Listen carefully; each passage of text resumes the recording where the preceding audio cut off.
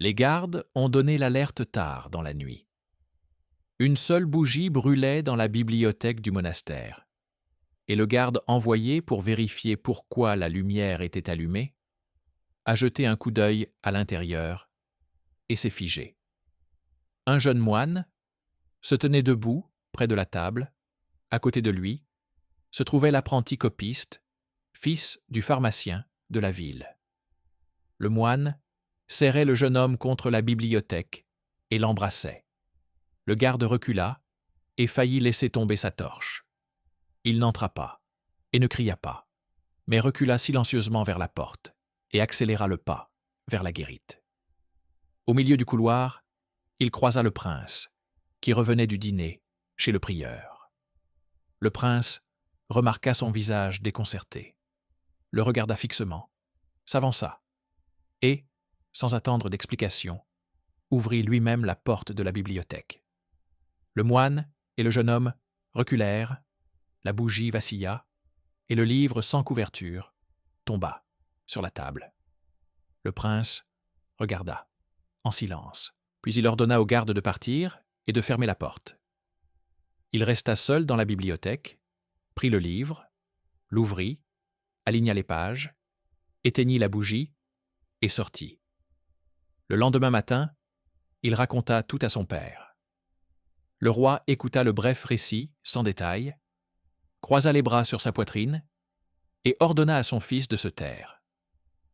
Il expliqua que le monastère était un pilier du pouvoir, que le supérieur dirigeait une école pour les futurs fonctionnaires et scribes, et que des marchands, liés au monastère, accordaient des prêts au palais.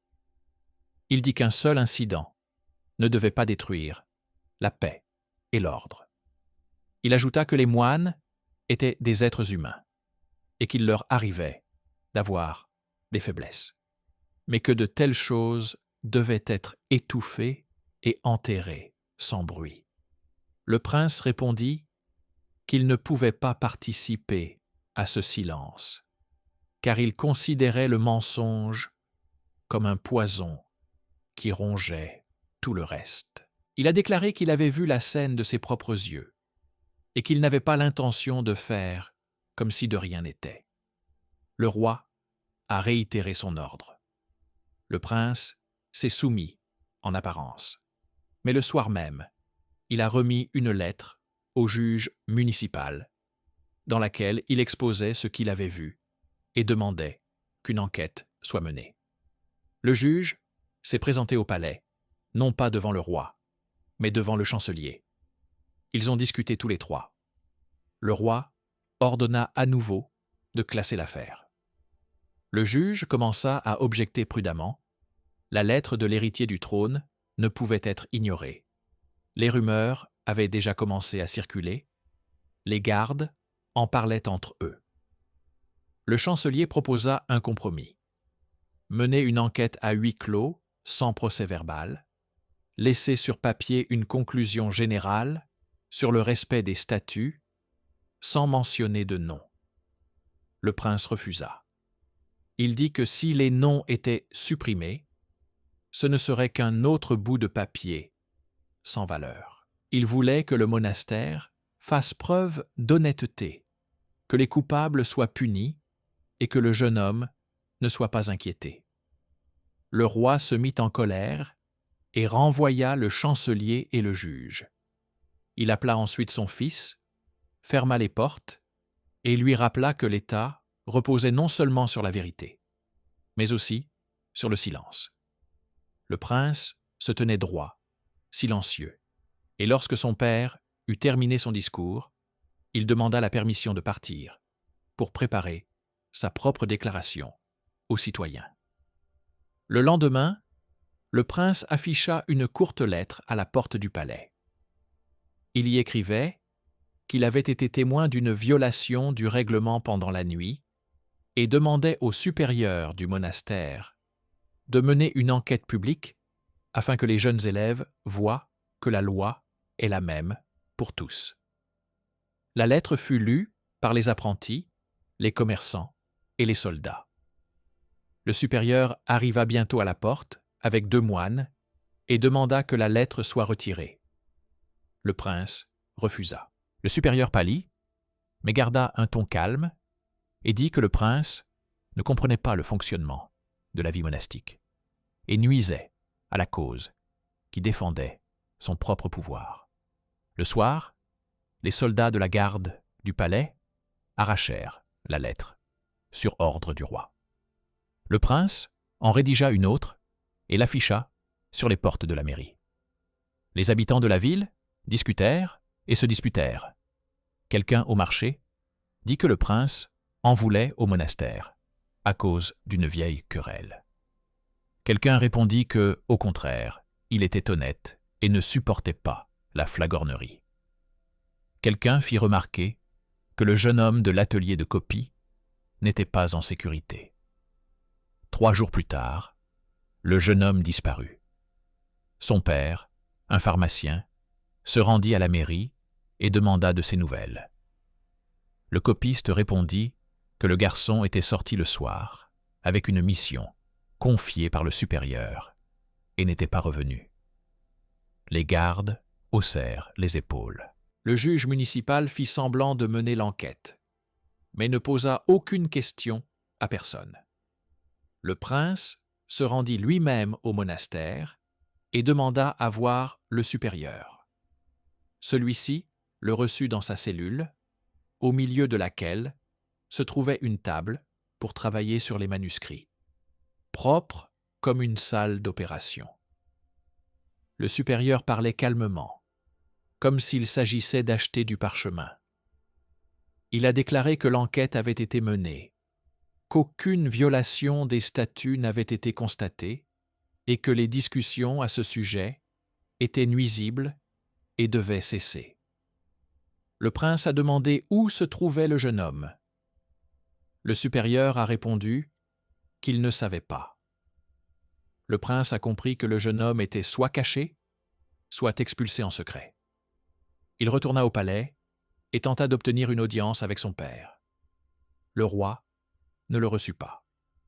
Pendant la nuit, sans prévenir les gardes, le prince se rendit chez le pharmacien. Les fenêtres étaient ouvertes, la femme lavait des cruches dans la cuisine. Le pharmacien s'assit en face du prince et posa un sac rempli d'argent sur la table.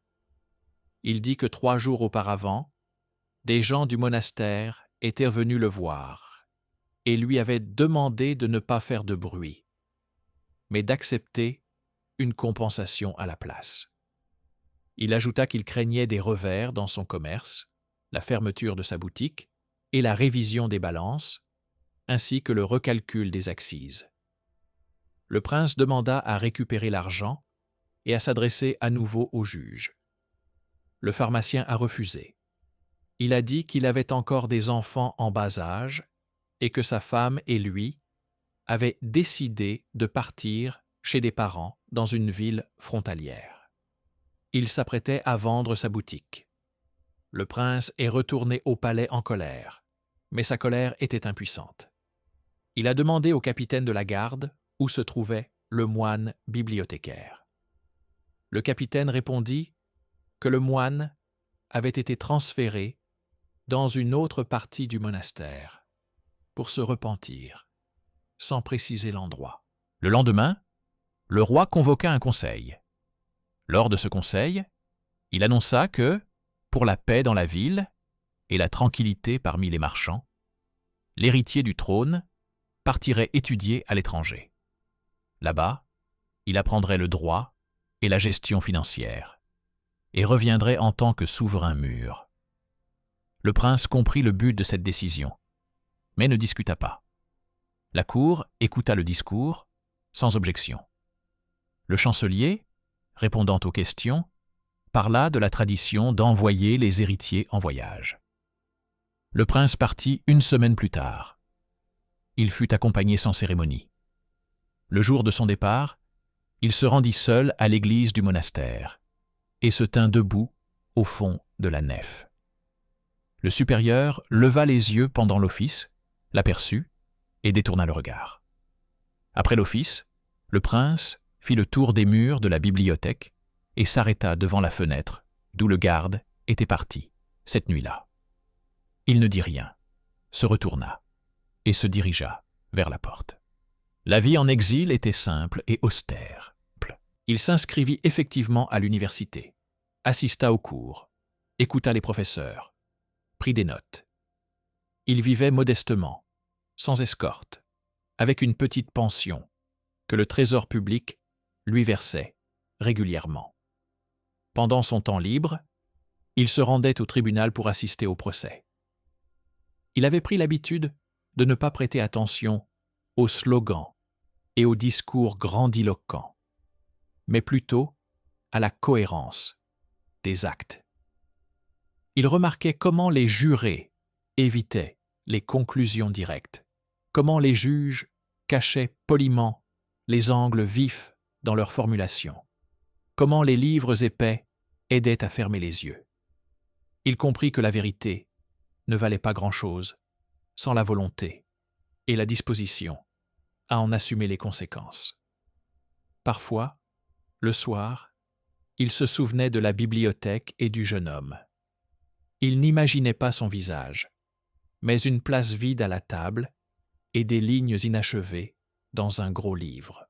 Il revenait à ses pensées non par pitié, mais pour conserver en lui une franchise qui ne dépendait pas de sa position. Un jour, une calèche, arborant les armoiries de son royaume natal, arriva dans la ville où il vivait. Le prince pensa qu'on le rappelait, mais il se trompait. Ce n'était pas un messager de son père qui venait, mais une voiture grise du service monastique. Dans la voiture se trouvait le moine de la bibliothèque. Il avait été amené sous escorte. Il semblait avoir vieilli. Ses yeux étaient enfoncés, mais son regard était attentif. Le prince accueillit la voiture dans la cour de l'auberge. 2 hommes firent sortir le moine, le placèrent contre le mur et le laissèrent là. 3 personnes du monastère remirent au prince une lettre scellée. La lettre ne venait pas du roi, mais du supérieur. Elle disait que le moine, qui avait enfreint la règle il y a de nombreuses années, était source de tentation et de troubles. Il devait être expulsé du monastère et placé dans une maison de pénitence à l'étranger. Et l'héritier du trône, en tant qu'homme instruit et libre de tout intérêt partisan, était chargé de veiller à l'exécution de cette décision. Le ton de la lettre était bienveillant, presque courtois. Elle semblait proposer d'instaurer un silence amical, à la place d'un conflit ancien. Le prince installa le moine dans une petite chambre, bon marché, près de l'hôpital municipal, et demanda au médecin de l'examiner. Le médecin déclara que le moine était épuisé et avait souffert d'une fièvre. Le prince lui acheta des vêtements simples, sans un signe de l'ordre. Les premières semaines, ils ne se parlèrent presque pas. Le prince observait. Le moine se levait tôt, s'asseyait à la fenêtre, regardait la rue, lisait parfois. Il ne demandait rien, ne suppliait pas, ne s'excusait pas, n'accusait personne. Il mangeait peu. Il semblait réapprendre à se promener dans la ville sans les règles imposées par la cloche du monastère. Le prince lui apportait à manger et des livres. Dans le livre sur les droits des monastères, le moine avait laissé une petite note dans la marge. Les règles internes sont toujours plus fortes que les lois externes. L'écriture était soignée, sans provocation. Le prince ne contesta pas. Il se souvenait de cette nuit dans la bibliothèque et comprenait qu'il ne s'agissait pas ici de discuter du texte. Les rumeurs concernant le moine se répandirent rapidement dans les quartiers. Beaucoup pensaient que le prince cachait un contrevenant. D'autres murmuraient qu'il préparait un nouveau coup contre le supérieur. D'autres encore haussaient les épaules et disaient qu'il s'agissait simplement d'une affaire privée entre un homme et sa propre conscience. Le prince se tenait à l'écart des discussions. Il accompagnait le moine à l'hôpital, s'occupait des médicaments, payait son séjour pour 6 mois à l'avance. Parfois, il venait la nuit et s'asseyait sur une chaise près du lit, pendant que celui-ci dormait. Il fermait les fenêtres, arrangeait la couverture. Il ne pensait pas à la pitié. Il pensait à la chaîne d'événements qui avaient conduit à ce jour. La rencontre nocturne, la lettre à la porte, le jeune homme disparu, le départ, les années d'études, la voiture avec le blason. Il essayait de comprendre où se trouvait la sortie dans cette chaîne, mais il ne la trouvait nulle part. Tout s'enchaînait en ligne droite. Une année s'écoula. Le moine prit des forces. Il commença à sortir seul dans la rue, s'attardait parfois devant l'étal du relieur, triant les chutes de cuir, caressant les gaufrages sur les dos des livres étrangers. Il ne s'enquit pas du sort du jeune homme. Le prince non plus. Mais un jour, un homme de l'ancien atelier de copie arriva en ville, non plus comme apprenti, mais comme assistant chargé des achats. Il reconnut le moine, mais fit semblant de le voir pour la première fois. Il salua le prince, lut dans son regard une attente directe et baissa les yeux. Puis, ils se rencontrèrent une deuxième fois, puis une troisième. La quatrième fois, l'apprenti dit exactement ce qu'il fallait. Le jeune homme fut emmené la nuit même vers la mer, embarqué sur un navire et envoyé dans une colonie où l'on avait besoin de main-d'œuvre bon marché. Ce sont les hommes du supérieur, et non le tribunal municipal, qui s'occupèrent de lui. Il ne mourut pas en chemin, mais disparut des registres de la colonie où les chefs changeaient et les listes étaient réécrites. Il était impossible de savoir s'il était vivant ou mort. Le prince écouta et ne répondit rien. Il chassa de son esprit l'idée de le rechercher. Il comprit que désormais, n'importe quel document pouvait être falsifié et n'importe quel nom effacé d'une liste. 2 ans plus tard, le roi mourut. La nouvelle arriva tardivement, mais elle était certaine. Le chancelier envoya une note sévère, retourner à la capitale et monter sur le trône en tant qu'héritier. Le prince rassembla rapidement ses affaires. Il se rendit à l'hôpital pour voir le moine et lui dit qu'il était temps de partir. Le moine acquiesça. Ils partirent ensemble, sans escorte ni insigne. En chemin, le prince ne pensait pas au couronnement, mais à la façon dont se déroulerait la première réunion du conseil et à qui lèverait les yeux en entendant le mot « monastère ». Il répétait mentalement la séquence des étapes comme s'il se préparait à une audience au tribunal. Les faits, les témoins, le jeune homme disparu, la lettre du supérieur, la charrette, l'année passée à l'hôpital, la légende du repentir. Ils aperçurent la capitale tôt le matin. La ville était la même sur le plan, mais différente dans la subtilité des gestes. Le marché était bruyant. Les gardes aux portes regardaient avec plus d'attention. Devant le palais, des gens s'étaient rassemblés pour voir le visage de l'héritier. Le prince entra dans la cour sans tarder. Aucune affiche n'était accrochée aux portes du monastère devant lesquelles ils passèrent.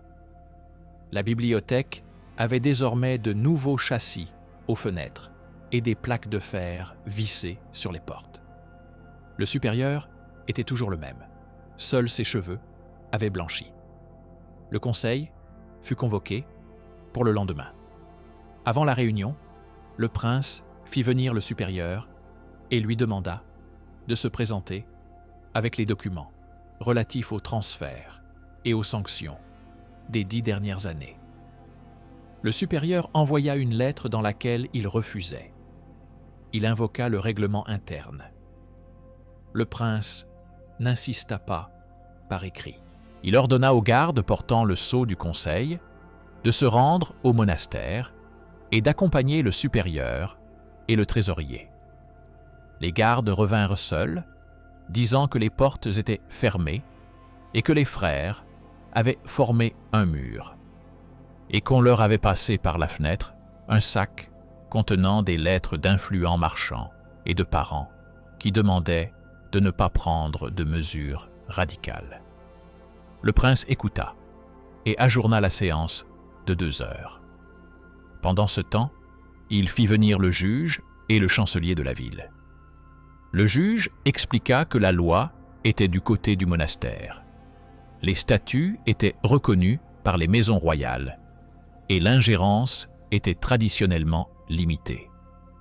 Le chancelier, comme à son habitude, conseilla de ne pas casser la table à coups de poing. À l'heure prévue, le prince ouvrit la séance. Il parla sans fioriture. Il exposa comment les choses s'étaient passées 10 ans auparavant, mentionna la bibliothèque, mentionna la garde de nuit, mentionna le jeune homme disparu. Il dit qu'il n'était pas revenu pour se venger, mais pour mettre fin à la désintégration cachée dans laquelle vivaient la ville et le monastère. Il fit sortir le moine et le plaça devant le conseil. Les visages, dans la salle, bougeaient prudemment, comme sous l'effet de la chaleur. Le prince proposa une procédure simple. Examiner l'affaire, établir les faits, ouvrir les livres, désigner les responsables, prendre des mesures qui ne seraient pas des représailles, mais qui ne seraient pas non plus des paroles en l'air. Il ajouta que le monastère abritait de nombreuses personnes qui accomplissaient un travail utile et qu'il ne fallait pas les confondre avec celles qui utilisaient les statuts comme boucliers. Il parlait d'une série d'événements et non de morale. Il demanda l'accord pour ouvrir les archives. Le chancelier leva la main pour proposer que la question soit examinée par les commissions. Plusieurs conseillers acquiescèrent, la galerie était silencieuse. Le prince comprit que tout allait à nouveau se noyer dans des manœuvres diplomatiques. Il ferma les yeux et imagina un instant la table vide du copiste, celle sur laquelle le livre était tombé, cette nuit-là. Puis, il ouvrit les yeux et annonça que pendant que le conseil discuterait du règlement, le moine qu'il avait amené serait placé dans les cachots du palais, non pas comme un criminel, mais comme une personne dont les témoignages devaient être protégés de toute pression. Un murmure parcourut la salle. Le supérieur répondit par une autre lettre. Le monastère considérait cela comme une insulte et une privation de la protection spirituelle. Le prince signa l'ordre. Le moine fut transféré dans une cellule souterraine, sèche et lumineuse, équipée d'un matelas et d'une table. Le prince s'y rendit lui-même et s'assit sur une chaise près de la porte. Il le regardait poser ses mains sur la table et respirer calmement. Cela ne lui plaisait pas, mais il savait qu'en dehors des murs de la prison, les visites, les conversations, les menaces et les promesses commenceraient. Le lendemain de l'audience, une procession venue du monastère s'approcha du palais. Les frères marchaient en rang, portaient des livres et des bougies, lisaient des prières. La foule s'est rassemblée devant les barreaux et a commencé à discuter. Certains demandaient de libérer le moine, d'autres criaient que 10 ans de silence était un crime. D'autres encore rappelaient que le fils du pharmacien avait disparu. Le prince observait depuis la fenêtre. Il appela le capitaine de la garde et lui ordonna de ne pas disperser les gens et de ne pas utiliser de matraque. Il voulait que la ville voie par elle-même où mène l'habitude de se taire. Le soir venu, les marchands arrivèrent. Ils amenèrent une délégation avec des arguments sur les risques pour le commerce. Ils ont déclaré que tout conflit avec le monastère serait perçu par le marché comme un signe d'instabilité. Le prince les a écoutés et a répondu poliment que l'instabilité ne commençait pas dans le commerce, mais dans la pièce où un homme disparaissait et où, à la place d'une réponse, on déposait un sac d'argent. 3 jours plus tard, le supérieur a envoyé une nouvelle lettre. Il y proposait un compromis. Le moine reconnaîtrait la violation du règlement dans une lettre privée et en réponse, le monastère reconnaîtrait la sincérité des intentions du prince et allouerait des fonds à l'école des citadins où l'on enseignerait le calcul honnête. Le monastère considère le jeune homme de l'atelier de copie, comme cela a été dit, comme ayant été renvoyé à sa propre demande, et les documents à ce sujet ne sont pas accessibles pour des raisons valables. Le prince comprit qu'il s'agissait d'une vieille ruse. Remplacer la responsabilité par la charité, puis maintenir l'ordre ancien. Il rejeta la proposition. Il convoqua une audience publique à laquelle il invita les témoins de cette nuit-là. Le vieux gardien, le copiste qui travaillait alors à la bibliothèque et le pharmacien, s'il était revenu en ville. Le gardien vint, le copiste envoya une lettre, le pharmacien était introuvable. Le prince décida alors d'utiliser ce dont il disposait, le moine et ses propres mains, avec lesquelles il avait autrefois accroché la feuille à la porte. Le jour de l'audience, il fit sortir le moine de sa cellule. Celui-ci ne marchait pas comme un accusé, mais comme un homme qui attendait une question directe. Le prince le plaça face à la salle et décrivit ce qui s'était passé entre eux 10 ans auparavant. Le regard, le livre refermé, la lettre au juge, l'ordre de son père, le garçon disparu, l'exil, les années d'études, la charrette, la maladie, le lit d'hôpital, la lente reprise des forces. Il parlait calmement. Il n'exigeait pas d'aveu, n'utilisait pas de jurons, ne faisait pas appel à la pitié. Il a seulement dit que tout le système dans lequel le monastère était autorisé à être un État dans l'État produisait des disparitions et des mensonges, puis achetait le silence avec des écoles et des bourses. Il proposa au conseil de prendre une décision, ouvrir les archives du monastère, annuler les décrets secrets sur les transferts et les punitions, rendre à la ville sa juridiction sur les châtiments corporels et confier la comptabilité des moines à un fonctionnaire indépendant. Les conseillers se regardèrent. Chacun pensait à ses propres affaires. Certains se souvenaient d'un parent dans la boutique du monastère, d'autres d'un crédit accordé par un marchand lié au supérieur du monastère, d'autres encore de la tutelle de leur petite-fille. Finalement, l'un d'eux déclara qu'une décision d'une telle ampleur ne pouvait être prise qu'avec l'accord de la majorité des anciens de la province. Cela signifiait de reporter le tout de plusieurs mois. Le prince comprit qu'ils avaient besoin d'une pause pour organiser les négociations habituelles. Il se tourna vers la salle et déclara qu'il ne céderait pas. Il signa un décret suspendant temporairement le supérieur de la direction du monastère jusqu'à la décision du Conseil des provinces et nomma une commission composée de juges municipaux et de clercs érudits pour inventorier les archives. Il savait d'avance que cela ferait du bruit, mais il ne pouvait plus attendre. Pendant la nuit, 2 bagarres éclatèrent près du palais.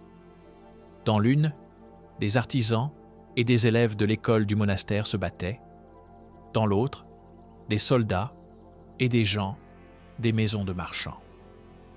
Au matin, la ville s'endormit sans paix. À midi, le chancelier vint voir le prince. Il lui apporta une lettre des seigneurs des provinces du Nord, qui déclarait que l'ingérence dans les affaires du monastère priverait la couronne d'un soutien futur dans la guerre contre ses voisins. Le chancelier parlait de prudence, de la nécessité de faire des concessions, de la fragilité du pouvoir. Le prince écoutait et acquiesçait. Puis il prit le chancelier à part et lui montra la liste des noms des personnes emprisonnées dans la ville au cours des dernières années. On y trouvait les noms de garçons arrêtés pour des vols mineurs et de femmes punies pour avoir enfreint les règles commerciales. Il a déclaré que l'État faisait preuve de suffisamment de fermeté lorsqu'il s'agissait de protéger la monnaie, mais pas assez lorsqu'il s'agissait de la vérité. Le chancelier a compris qu'il ne parviendrait pas à le faire changer d'avis. Le 4e jour, après le décret, la porte de la cellule du moine a été forcée. Le moine était assis sur une chaise, sain et sauf. Devant la porte gisait un soldat, ligoté. Il a déclaré avoir été distrait par un cri pendant la nuit et avoir perdu connaissance. Un morceau de cire a été trouvé dans le trou de la serrure.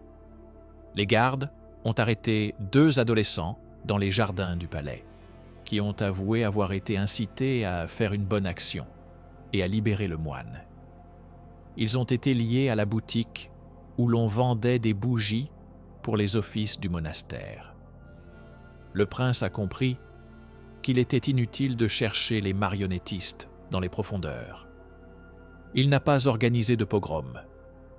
Il a ordonné de doubler la garde et de laisser le moine en prison pendant 1 semaine supplémentaire. Il sortit dans la cour et vit la foule. Il leva la main et dit qu'il n'exécuterait personne, ne torturerait personne, ne confisquerait pas les biens des frères. Il ajouta qu'il ouvrirait les livres et montrerait à la ville ce qui était caché. La foule écoutait sans crier. Ce silence était plus lourd que n'importe quel cri. Pendant ce temps, la commission chargée de l'inventaire ouvrit les archives du monastère. Au début, on leur remit des volumes sans numérotation, dans lesquels il manquait des pages. Puis, l'un des jeunes moines leur remit discrètement la clé de la 2e pièce. Dans cette pièce se trouvaient des listes de transferts, des instructions concernant l'exil secret des élèves, des instructions concernant les paiements aux familles, sous condition de silence. Les papiers étaient en ordre, les dates se suivaient, les signatures étaient soignées. Cet ordre était plus effrayant que le désordre. La commission apporta les premiers dossiers au palais. Le prince passa la nuit à sa table. Il vit comment les disparitions et les punitions étaient enregistrées comme déplacements exceptionnels pour raisons spirituelles. Il trouva les sommes versées aux pharmaciens, aux cordonniers, aux copistes, et à côté, des notes de remerciements pour leur sage silence. Il n'était pas surpris. Il était obstinément calme. Le matin, il signa un 2e décret, transférer les affaires de violence et de transfert forcé au tribunal municipal et laisser le monastère sous la supervision de tuteurs indépendants pour le culte et les écoles. Le supérieur envoya un message au ton sec. Il qualifia le décret de coup porté à la foi. Le prince ne répondit pas par écrit.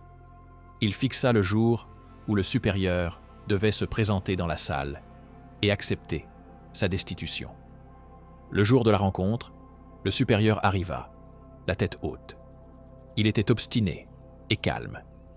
Il dit qu'il ne se souciait pas des menaces terrestres et qu'il partirait, s'il voyait en cela la volonté de Dieu. Le prince acquiesça et lui proposa de s'asseoir. Il ne lui révéla pas ce qu'il avait appris. Il ne le chassa pas. Il se contenta de lui présenter l'inventaire des archives. Le supérieur passa silencieusement son doigt sur les lignes. Il ferma les yeux un instant. Lorsqu'il les rouvrit, il n'y avait pas de remords dans son regard. Il y avait simplement un calcul. Il comprenait qu'il avait perdu, mais il espérait que les provinces basculeraient. Le prince lui retira le sceau de l'administration et le laissa partir. Celui-ci s'en alla sans faire d'histoire. Pour la première fois depuis de nombreuses années, la ville vit le monastère rendre les clés. Il n'y eut pas de cri de victoire. Les artisans passaient devant et regardèrent la porte sans rancœur ni enthousiasme. Les jeunes gens de l'école se tenaient à l'écart et discutaient. Certains d'entre eux craignaient de perdre leur cours. Le prince s'était mis d'accord à l'avance avec les enseignants des écoles de la ville et les universitaires. Les cours continueraient, les livres resteraient sur leurs étagères. Personne n'expulserait les frères de leurs cellules. Il ordonna que les moines soient considérés comme des citoyens ayant les mêmes droits et devoirs que les autres habitants. Il comprenait que la forme des vêtements ne rendait pas une personne meilleure ou pire.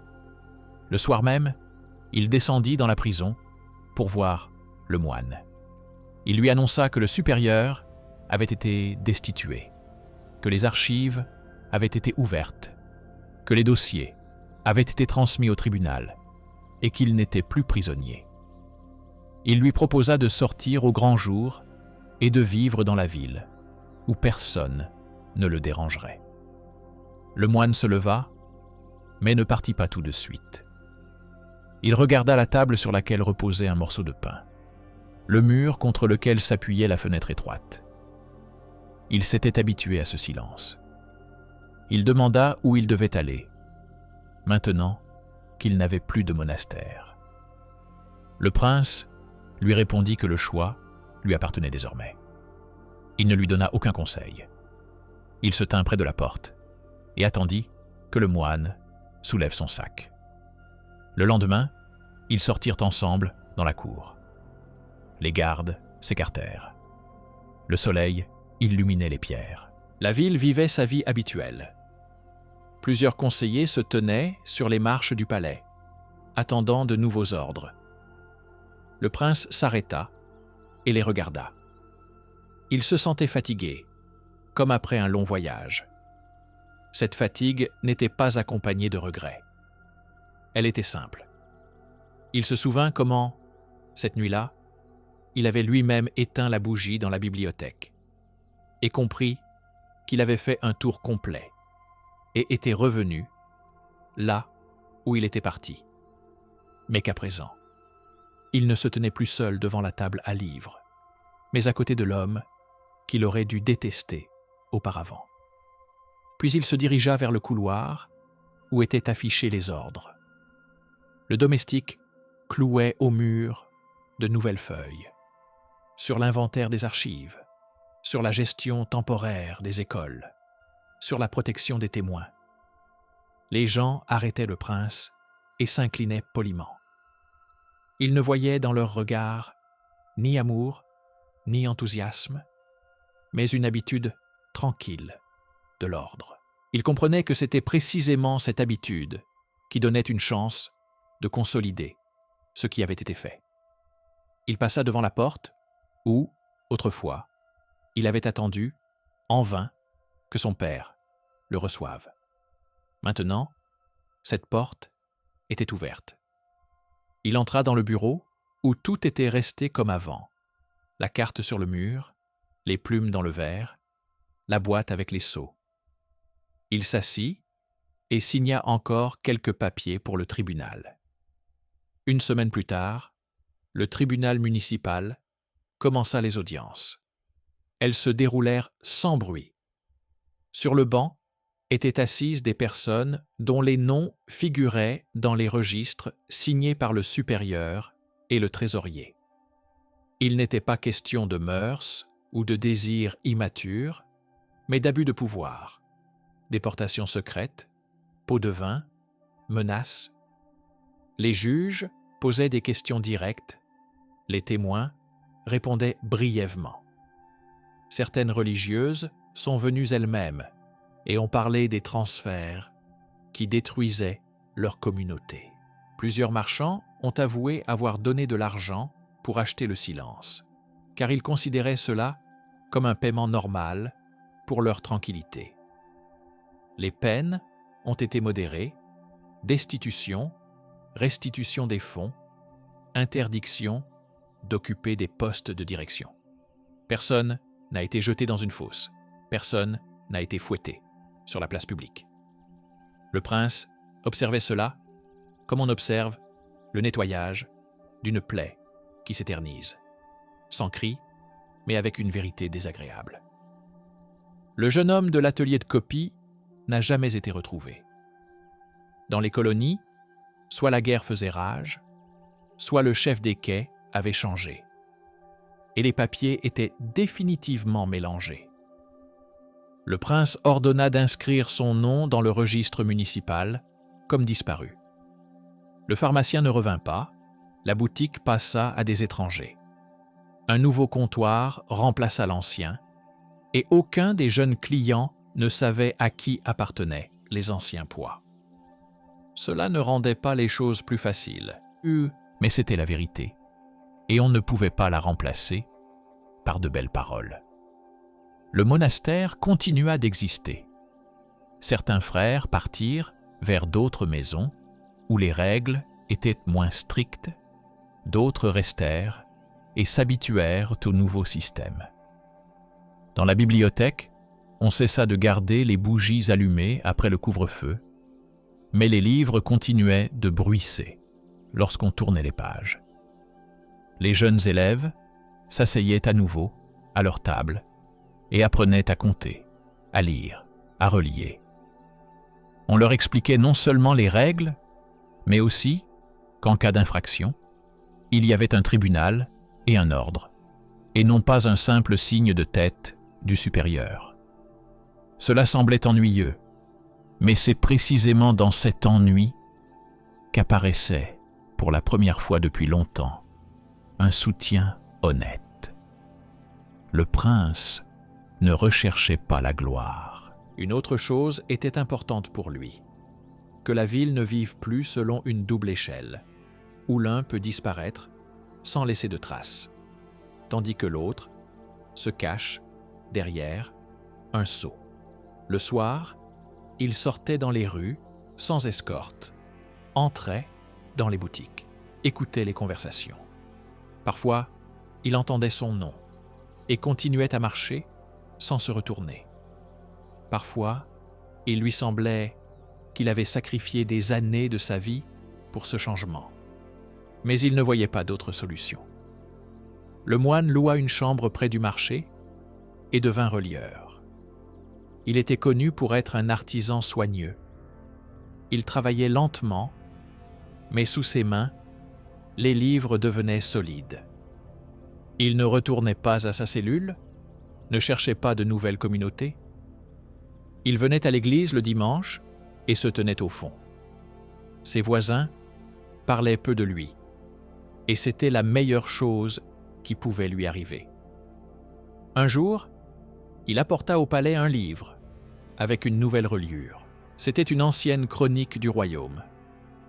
Il la posa sur la table et dit que dans un livre, comme dans la vie, il était important que les pages soient reliées honnêtement, sans agrafe cachée. Il le dit calmement et sans emphase, et cela suffit. Le prince prit le livre et le posa sur l'étagère. Il ne demanda pas au moine de rendre compte du passé et ne lui donna aucune instruction pour l'avenir. Il n'y avait entre eux ni amitié, telle qu'on la comprend dans les romans, ni inimitié. Il y avait la reconnaissance que chacun avait fait son choix et que désormais, tous deux vivaient dans une ville qui ne permettrait plus de cacher des choses simples derrière des mots compliqués. Le prince ne ressentait pas de victoire.